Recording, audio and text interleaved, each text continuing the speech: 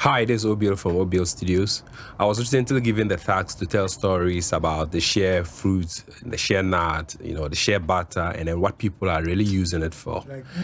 And then I had to think carefully about how I was going to tell the story. So I decided to start with the shea fruit itself. Luckily, this is the shea fruit season. I decided to categorize my approach in three big sections. The first section was to take more videos and pictures of the shea fruit itself as we are in the season.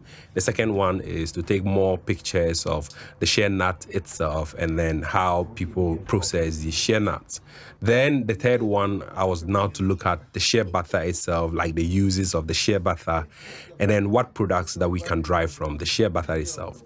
So my first approach was to start with the product, the shea fruit photography itself and then videography. But I had never done this before.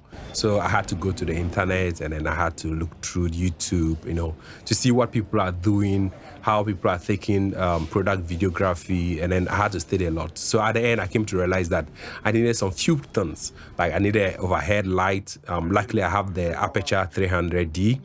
And then I needed some backdrop, which I didn't have, and I knew I had to improvise. I needed some lights. I didn't also have the lights, so I went to a local shop and then had this mic stands that cost about like 150 Ghana cedi each. And I bought these two LED lights that are attached to a mic stand, and that gave me my light setup.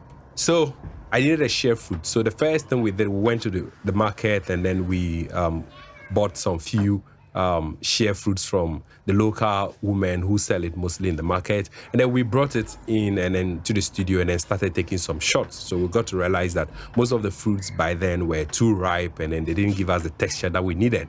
So it was time to go to the village, get outside of Tamale itself and then find where we can get some of these shea fruits. And then we had one. I went there with my studio member, Fatal, and as you can see, Fatal is on the tree. We've gotten some here.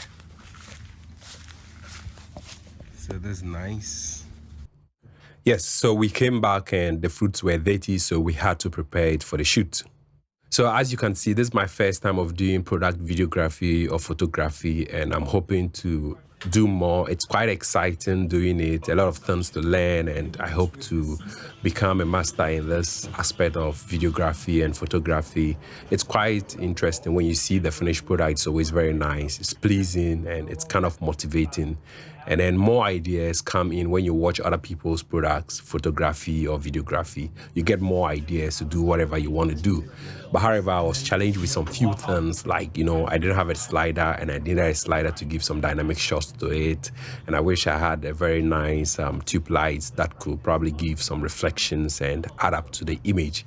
But however, I'm hoping to work hard to get all these things for you.